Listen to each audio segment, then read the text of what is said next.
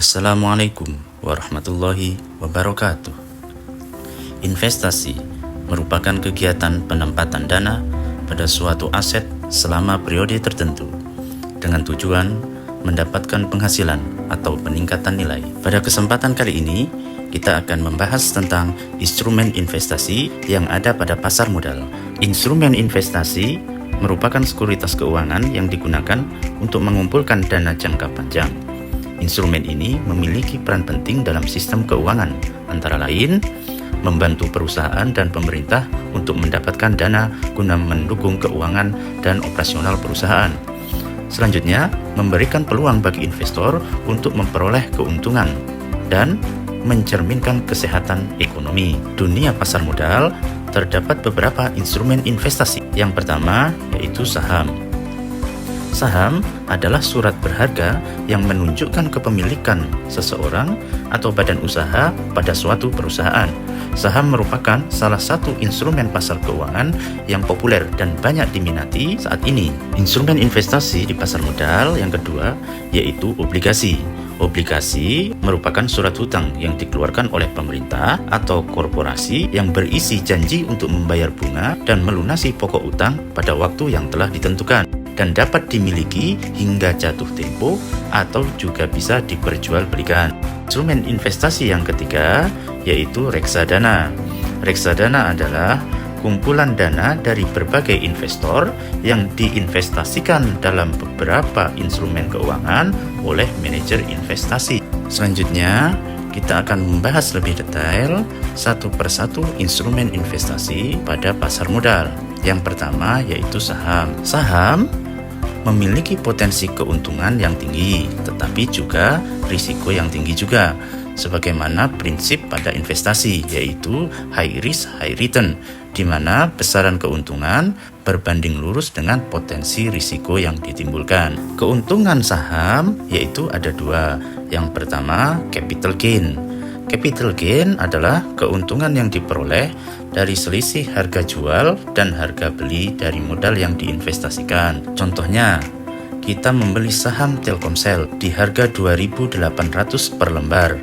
Setelah beberapa waktu, harga saham tersebut mengalami kenaikan menjadi Rp3.000 per lembar. Selisih kenaikan harga sebesar Rp200 tersebut merupakan capital gain. Kemudian, keuntungan investasi saham yang kedua yaitu dividen. Dividen adalah pembagian keuntungan yang diberikan perusahaan oleh emiten kepada pemegang saham. Contohnya, Telkom telah mencatatkan keuntungan sebesar Rp24,6 triliun berdasarkan rapat umum pemegang saham atau RUPS memutuskan bahwa keuntungan perusahaan dibagikan berupa dividen secara tunai dari laba bersih tersebut sebesar 72% atau sejumlah Rp17,68 triliun ke pemegang saham. Nah, di balik keuntungan saham yang dijanjikan, di situ juga ada risiko. Risiko adalah kemungkinan terjadinya suatu peristiwa atau kejadian yang dapat menimbulkan kerugian bagi investor. Nah, risiko investasi saham antara lain yaitu capital loss. Capital loss adalah kerugian yang terjadi ketika harga jual aset lebih rendah dari harga belinya.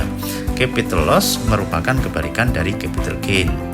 Risiko lainnya yaitu risiko likuidasi, di mana perusahaan yang sahamnya dimiliki oleh investor dinyatakan bangkrut oleh pengadilan atau perusahaan tersebut dibubarkan. Dalam hal ini, hak klaim dari pemegang saham mendapat prioritas terakhir setelah seluruh kewajiban perusahaan dapat dilunasi. Jika masih terdapat sisa dari hasil penjualan kekayaan perusahaan, maka sisa tersebut dibagikan secara proporsional kepada seluruh pemegang saham. Selanjutnya, terdapat dua pasar di mana saham itu diperdagangkan atau diperjualbelikan, yaitu pasar primer dan pasar sekunder. Pasar primer adalah tempat pertama kali saham diperdagangkan ke publik. Pasar perdana juga dikenal dengan nama go public.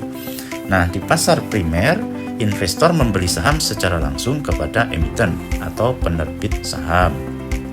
Sedangkan pasar sekunder adalah kelanjutan dari pasar primer. Efek yang telah dicatatkan di bursa efek diperjualbelikan. Pasar sekunder memberikan kesempatan kepada investor untuk membeli atau menjual efek yang tercatat di bursa setelah terlaksananya penawaran pada pasar primer. Kemudian, instrumen investasi di pasar modal yang kedua yaitu obligasi atau surat utang. Terdapat beberapa jenis obligasi. Yang pertama yaitu obligasi pemerintah, yaitu obligasi dalam bentuk surat utang negara yang diterbitkan oleh pemerintah Republik Indonesia. Obligasi yang lain yaitu obligasi korporasi, yaitu obligasi berupa surat utang yang diterbitkan oleh korporasi Indonesia, baik BUMN maupun korporasi swasta. Jenis obligasi lainnya yaitu obligasi retail, yang diterbitkan oleh pemerintah yang dijual kepada individu atau perseorangan melalui agen penjual yang ditunjuk oleh pemerintah. Obligasi juga menawarkan keuntungan sebagaimana saham, akan tetapi jenis keuntungannya berbeda. Apa saja keuntungannya? Yang pertama berupa kupon, di mana pemegang obligasi akan mendapatkan pendapatan bunga secara rutin selama waktu berlakunya obligasi. Pemegang obligasi juga dapat memperjualbelikan obligasi yang dimilikinya atau mendapatkan capital gain. Selain keuntungan, obligasi juga terdapat risiko di dalamnya. Nah, risikonya antara lain yaitu risiko perusahaan tidak mampu membayar kupon obligasi maupun risiko perusahaan tidak mampu mengembalikan pokok obligasi. Risiko kedua, harga jual kembali obligasi sangat dipengaruhi oleh suku bunga. Yang ketiga yaitu risiko likuiditas, di mana instrumen obligasi terkadang sulit untuk diperjualbelikan, sehingga kalaupun bisa, kemungkinan harganya di bawah harga ketika beli. Selanjutnya, instrumen investasi yang ketiga yaitu reksadana. Reksadana adalah wadah untuk menghimpun dana dari masyarakat yang kemudian diinvestasikan ke dalam surat berharga seperti saham, obligasi, dan deposito. Dana yang terkumpul dikelola oleh manajer investasi. Reksadana sendiri memiliki beberapa jenis produk, yaitu 1. Reksadana pasar uang. Reksadana ini memiliki kebijakan investasi 100% dana dialokasikan pada instrumen pasar uang atau surat berharga dengan jatuh tempo kurang dari 1 tahun. Instrumen ini cocok untuk tujuan keuangan dengan jangka waktu pendek atau investor dengan profil risiko sangat konservatif. Reksadana jenis ini memiliki risiko paling rendah yang setara dengan imbal hasilnya. Reksadana yang kedua yaitu reksadana pendapatan tetap. Reksadana ini sebagian besar alokasi investasinya yaitu 80% ditempatkan pada efek yang memberikan pendapatan tetap, misalnya surat utang atau obligasi. Jenis reksadana ini cocok untuk pemenuhan tujuan keuangan dengan jangka waktu antara 1-3 tahun atau investor dengan profil konservatif. Reksadana yang ketiga yaitu reksadana campuran.